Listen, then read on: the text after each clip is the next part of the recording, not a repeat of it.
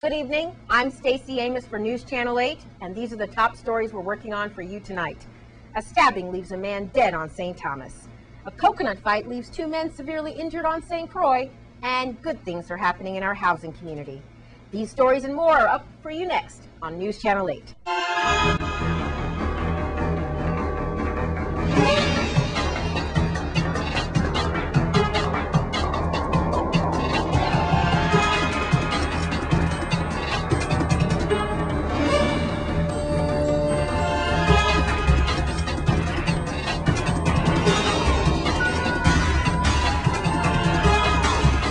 In our top story tonight, a 50-year-old man was stabbed and killed on St. Thomas over the weekend. Here's VIPD spokesperson Melody Rames with more. Criminal Investigation Bureau detectives on St. Thomas are investigating the stabbing death of a man who was found unresponsive and bleeding about halfway up the road leading to Mountaintop at about 10:30 p.m. on Saturday, January 28th. The man, who has been identified as 50-year-old Abnet Joseph, was found lying face down in the roadway with several stab wounds to his body.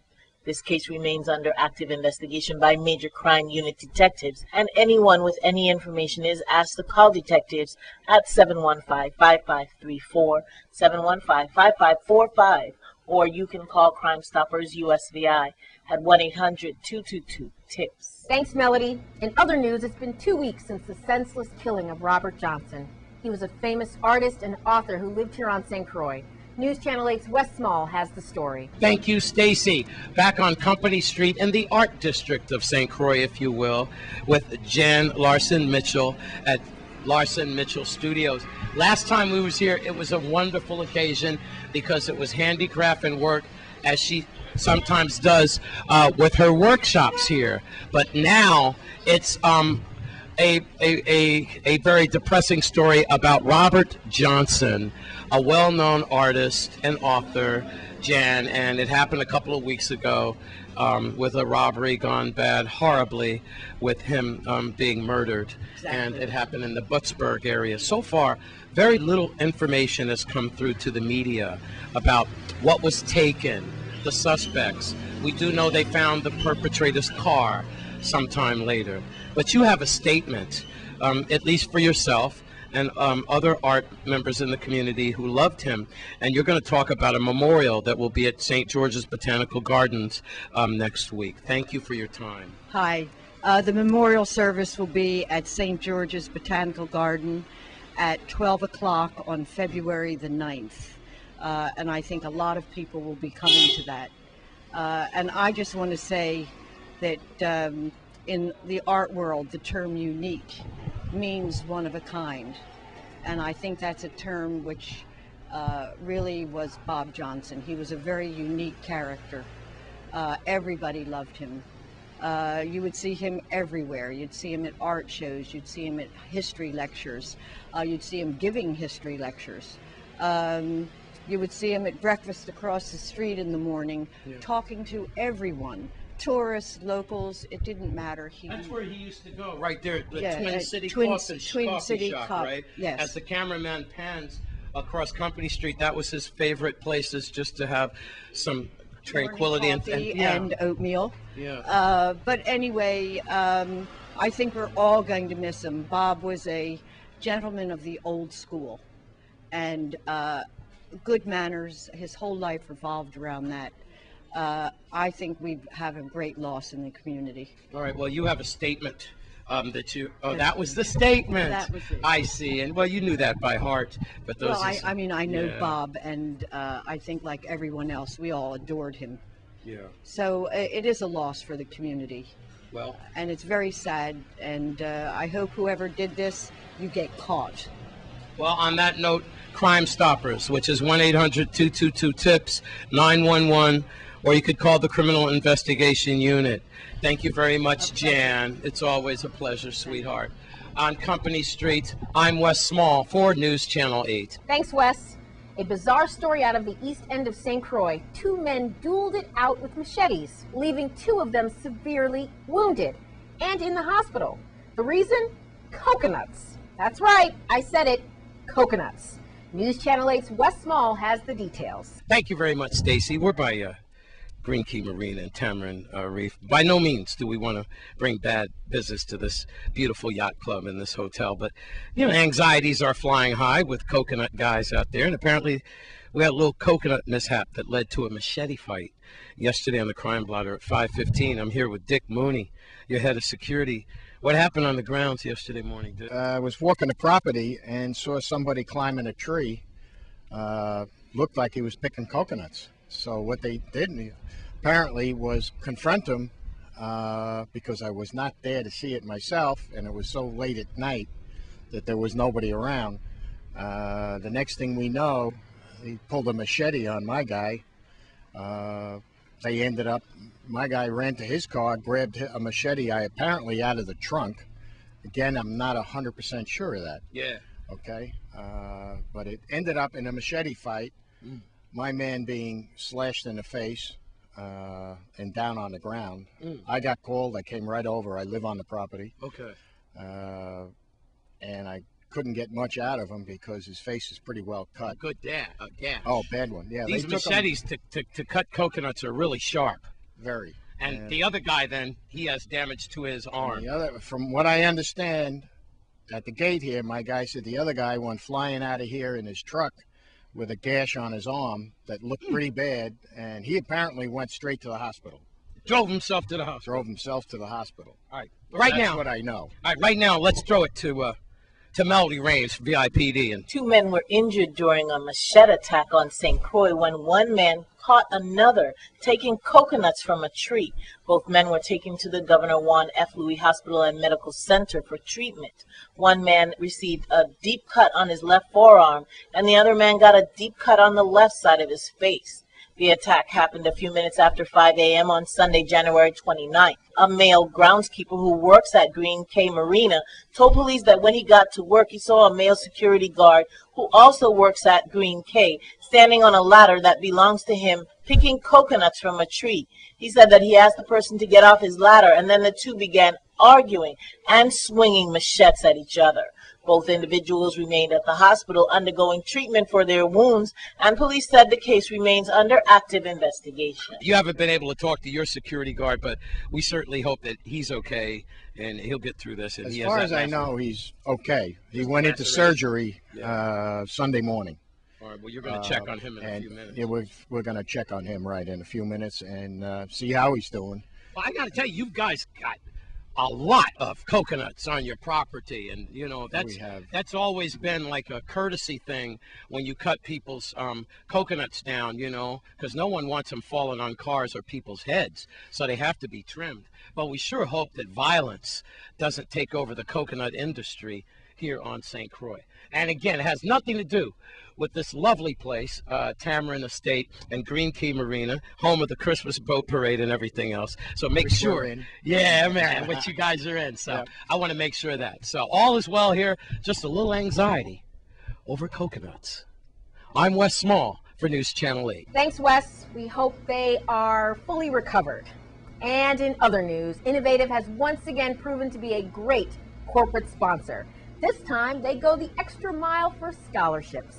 News Channel 8's Wes Small has the story. Thank you very much, Stacy. I'm with an old friend, Jennifer Matarangas King, Vice President of Public Relations and Government Relations. I got all that in.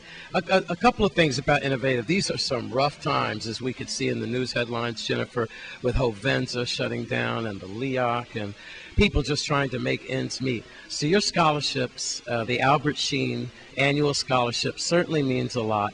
Like other great corporate sponsors in our territory. And with Hovenza leaving, that's a huge hole for corporate sponsors. So they're going to be beating down your door. But you have some news about the Albert A. Sheen Scholarship Fund. Tell us all about it. Yes, and I think you're right, Wes. This is very timely with all the changes in our community. I think any funds for education are going to be greatly appreciated. So we're really getting the word out as we do every year.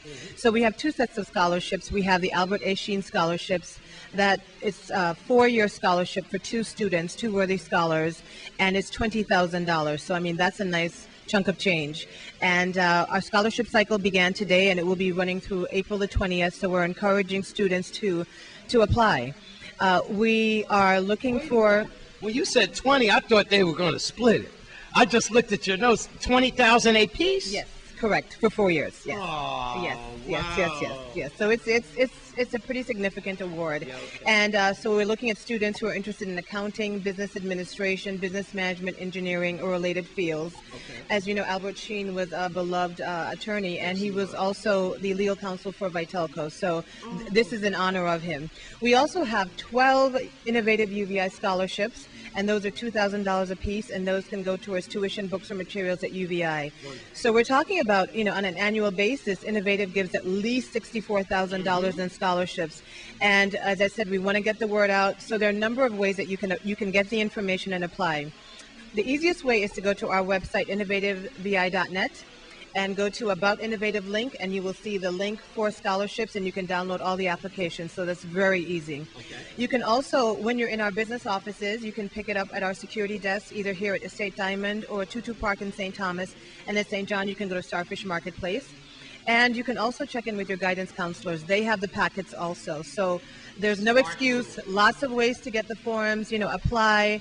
As I said, with everything that's happening, we know that everyone who is interested in getting an education will be looking, and we want to be sure that we get the word out as much as possible. Oh, that is fantastic. Thank you so much. Thank you. I mean, I'm just echoing what you would say to Jennifer. That is fantastic news for especially the students that got the awards already and those that are going to apply for your applications. Well, Innovative, we're here. We've always been engaged and involved in our community, and we're going to continue to do so. So any way that we can help ease the burden and the pain, we're glad to do so. All right, well, let me get in your personal business. What's going on with the makeover here? You got some ideas for the plant, for remodeling? Well, actually, we were talking about modernization, but it's not necessarily our building. It's what we've been doing outside. Last year in February, we announced to the PSC that we have a major modernization plan for the entire network, our HFC update, and we've been talking about that and giving some updates. And we're very pleased to announce that so far we have about 2,800 customers that are on this new plant. So outside plant, their telephone and their cable facilities are being upgraded. And in addition to that, we're making changes with our billing system. So there's a lot that's going on. Little by little, you'll be seeing it. We'll be giving updates. But we have... Keep us posted. Absolutely. We have been making upgrades. Our first area that we upgraded was actually in Barron Spot on St. Croix. So those customers have great data and video services. I mean, their telephone service is working really well, their internet service, their cable. We're also in Frederickstead and in Charlotte Amalie. Over the next 2 years, we will be rebuilding the entire plant, but we're doing it area by area.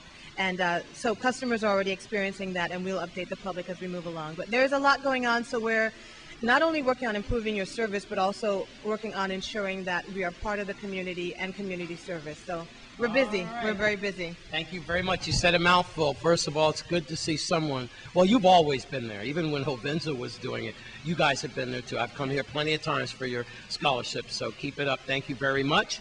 And also the makeover. Look for that going on. And I saw something. I don't know if you mentioned. Can people come to the security desk? Yes. To pick up their scholarship applications? Absolutely. They're there right now. So, yes. You guys are cool. Look, the cameraman, he'll pan right over there. There, right there. Say wave. The security guard always loves to be on TV. He's got the second best wardrobe in the Virgin Islands. I have the first.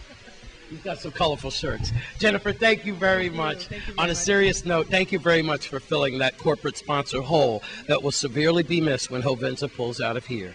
And don't forget to get your applications because scholarships go a long way in these days. At Innovative, you're welcome. Innovative, I'm Wes Small for News Channel 8. Thanks, Wes. That's great about Innovative. Good to hear. And when we come back, we have more news for you. We'll be right back.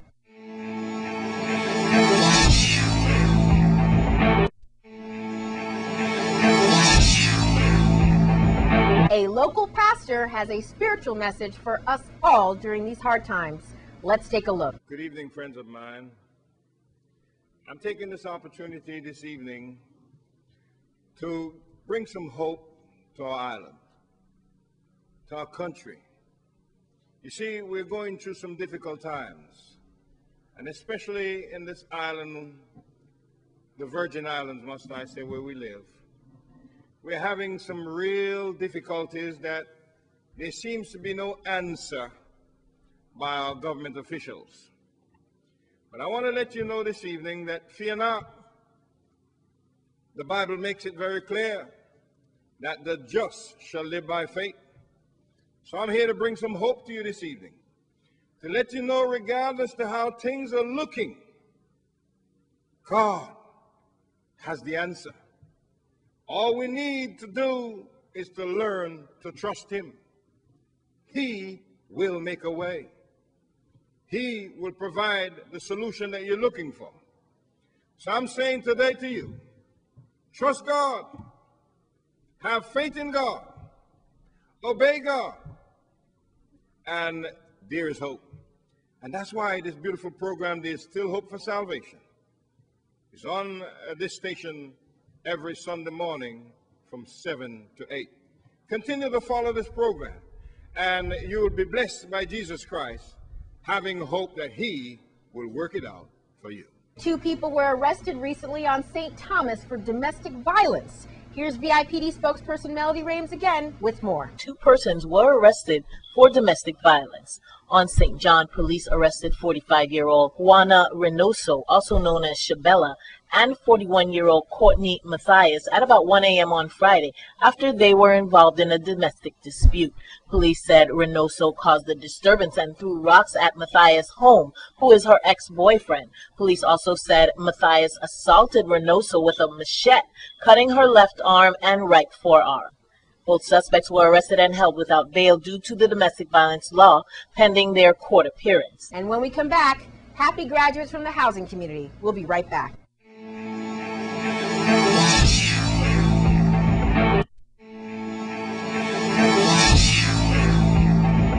Earlier today, proud happy faces graduated from a housing program geared for tomorrow's leaders. News Channel 8's Wes Small has this great story. Thanks a lot, Stacy. For a Monday morning, this is a win-win situation, not only for Frederiksted and Marley housing community, but for the whole Virgin Islands and St. Croix. Here with Fernando Webster from the Department of Labor, and these beautiful people here. Got my man, Mr. Moss, here from VI Housing. Where's Yvonne? Yvonne, look like they smothered you. Yvonne, who's one of the coordinators for mental toughness and youth build. Let's start with Mr. Webster here. There's some proud folks here. Everybody's smiling. And tell us briefly, what is this all about? Well, this is the graduating class for Youth Build 2012, and what it is, Youth Build is a program, a national program that's actually partnered through the U.S. Department of Labor and VI Housing Authority. And what it is a program basically geared to get young adults ages 16 to 24, get them to have a high school diploma, get them trained, they would leave with a certification, employed. They're also building leaders for tomorrow, and basically they're employed at the end of the program. And they went through 2 weeks of mental toughness, and this is their rites of passage ceremony. It's like a boot camp they went through. Somewhat, yeah. Somewhat, yes. And it is a great program for the young adults, and we actually have ongoing enrollment for the program, so we encourage everyone who is interested. Like I said, 16 to 24 years of age. If you're looking to get your high school diploma, receive training, and it's free. And you can just stop by through the Department of Labor and complete an application. It's territory-wide also. This is just not for St. Croix. Wow, the way things are really tough right now with Hovenza leaving, government workers going home, and the feds cracking down on programs. Who funded this bad boy? This is a grant that they received. They're actually a competitive grant that VI Housing applied for, and out of, I think, over 300 plus applicants, only 60 were applied the grant. So I guess say at the Virgin Island level, we're very proud to receive this funding to allow this opportunity to happen. Cream of the crop. All right, well, congratulations to you guys there. Well, I got to start with this guy because he looks like he's the happiest of the bunch, right? Look at him. He's holding on to 2 beautiful women. He's got his little. Well, first of all, introduce yourself. Yes, my name is Cherry Rogers, aka Wap Wap, Mr. Wap Wap from Wap Wap TV. Yeah. You see this? I'm not even going to say cut. From Wap Wap TV. I'm not even going to touch this. Are you my competition? No, man, You're the best in the West. Right, thanks. What did you gain out of this program, besides holding on to 2 beautiful women? Besides meeting all these new faces, leadership qualities, teamwork, I get to experience a lot, get to meet, finally get to do a little exercise, because boy been needing it. Seems like you got the whole package. Yeah, man, I had fun. I ain't gonna even lie. I had a lot of fun. How did you enjoy the program, sweetheart? It was nice. Yeah, I have to say you look very lovely. And anybody you'd like to thank for your success out of this 2-week boot camp? Just want to thank everybody for being there for each other and being achievable to the program. Yvonne, in a nutshell, I mean, I know you like to take, like, you know, always be in the shadows and everything, but this is a fantastic program. I know there's some people that you'd like to thank. Well, of course, I have to thank the Youth Build USA and the Virgin Islands, especially the Department of Labor, who really were work and was very participated with us. Of course, my colleagues, Mr. Garcia, Ms. Farrow, and all the partners such as VA, the National Guard. We had St. Croix Landmark Society, we had the Health Department and other organizations that helped bring this program together. But most of all, the fact that the youths, in interviewing them, that we have youths are committed, and I was very impressed when we went to the interview that these children, these youths care about their community and want to do better. And I think they just need a chance and opportunity to do so. What do you have to say about, you know, being in the shadows again, like Yvonne, about this program? You know, on behalf of our executive director, Mr. Robert Graham, as well as the director of registered services and public relations, Ms. Irma Hodge, and Carla Joseph, the program manager, have done a tremendous job in not only gathering, providing funding for activities such as this. We're extremely proud to be a part of this community. You know, we're always striving to do things that are going to uplift our youth and make the community better. The times are hard now, you know, and we need positive things happening in our community. We want to be able to show children doing positive things on this island, and that's what we're all about. For Marley Projects, it's a good thing, Miss Son, a win-win situation. Youth build and mental toughness. I'm Wes Small. Yeah, man. There you go.